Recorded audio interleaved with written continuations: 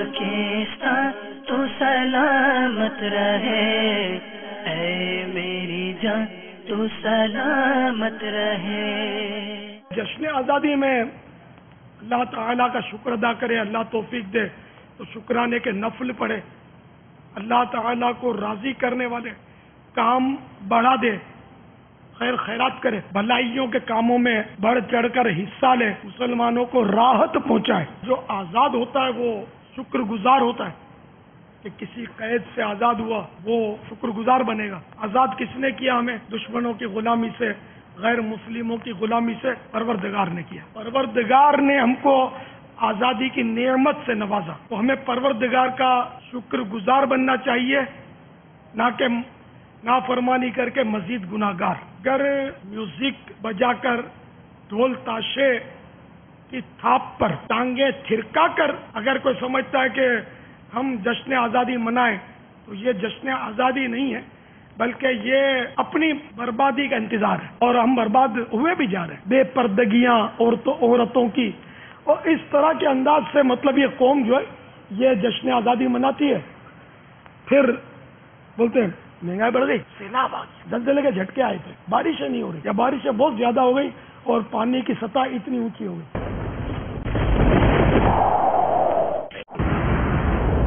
تو وہ دہشت گردی جاتی نہیں ہے، ڈاکو بڑھ گئے، چوریاں بڑھ گئیں، جینا دوبھر ہو گیا۔ پھر 14 اگست آیا تو روڈ پہ آ گئے، ناچنا شروع کر، پھر بولیں گے پریشانیاں بڑھ گئیں، بیماریاں بڑھ گئیں، جس کو دیکھو لوٹ مار میں لگا ہوا ہے، تاجر بھی لوٹ رہا ہے، ملازم چوریاں کر رہا ہے، ایمانداری نظر نہیں آتی، رشوت خوری بڑھ گئی۔ تو میرے بھائی تو کیا ہوگا؟ کیا آپ ناچو گے تو رحمت نازل ہوگی؟ تو پھر یہی ہوگا جو ہو رہا ہے۔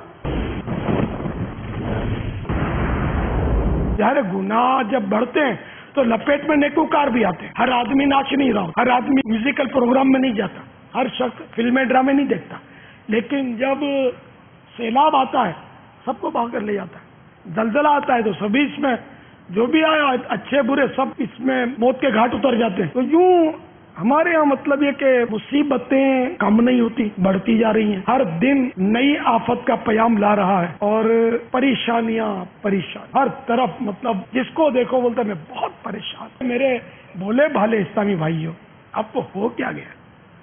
آپ سکون میوزک میں تلاش کر رہے ہیں، فلموں میں تلاش کر رہے ہیں، نائٹ کلبوں میں جا کر تلاش کر رہے ہیں، شراب کی بوتل میں آپ سکون ڈھونڈ رہے ہیں، کون اللہ کی یاد میں۔ تو جشن آزادی یہ شکر گزاری کا موقع ہے۔ ہمارے باپ دادے بیچارے جب دشمنوں کے غلام تھے اس وقت وہ کتنی تکلیف میں تھے، اب اللہ نے ہمیں آزاد وطن دیا، جب آزاد وطن ملا، آج بھی ہمارا قومی نعرہ وہی ہے جو طے ہوا ہے۔ ہمارا قومی نعرہ پاکستان کا مطلب کیا؟ لا الہ الا اللہ۔ جب تک لا الہ الا اللہ ہو اور محمد الرسول اللہ صلی اللہ تعالی علیہ وآلہ وسلم کا حقیقی معنوں میں نظام نافذ نہیں ہوگا، اس وقت تک جو بھی ہو رہا ہے یہ ختم ہونے کی امید نظر نہیں آتی، یہ بڑھتا چلا جائے شاید۔ اور میں نے تو شروع سے یہ دیکھا کہ یہ بڑھ ہی رہا ہے۔ ہم یہ نہیں کہ جب چھوٹے تھے جب بھی بولتے تھے حالات بہت خراب ہو گئے، اس وقت کیا حالات خراب تھے؟ ٹھوسا بازی اور لاٹھی چلتی تھی، چھرے مارتے تھے، پھر بڑھتے بڑھتے اب نوبت کہاں تک پہنچی ہے یہ آپ کو پتا ہے، آئندہ کیا ہوگا یہ نہیں پتا، لیکن شاید اس سے کوئی بڑی ٹیکنالوجی آ جائے گی، تباہ کاری ہوگی۔ اب یہ ہو رہا ہے، یہ شاید ہمارے گناہوں کی سزا ہے کہ ہم نے مطلب جشن آزادی حقیقت میں نہیں منایا، ہم مطلب یعنی کہ سامان بربادی کر رہے ہیں۔ اے وطن عزیز، پاکستان کے عاشقان رسول، سنبھل جاؤ، مان جاؤ، خبردار ہو جاؤ، پہلے جو ہوا اس سے سچی توبہ کر لو، اپنے گناہوں سے، اپنی نافرمانیوں سے سچی توبہ کر کے اللہ تبارک و تعالی کی بارگاہ میں سجدہ ریز ہو جائے۔ یا اللہ تیرا کرم ہے کہ تو نے ملک وطن پاکستان عطا کیا، یہ تیری بہت بڑی نعمت تھی جس کی ہم قدر نہ کر سکے، اور اب تک اس کی توڑ پھوڑ کرتے رہے۔ بھائی کسی کو مکان بھی مل جائے تو اس کی تعمیر کرتا ہے، اس کی مینٹیننس کرتا ہے، نہ کہ اس کو توڑتا ہے۔ ہم عجیب لوگ اس کو توڑتے ہیں، کبھی بس جلا کے توڑتے ہیں، کبھی کسی کی عمارت جلا کے توڑتے ہیں، تو کبھی بم پھوڑ کے توڑتے ہیں، تو کبھی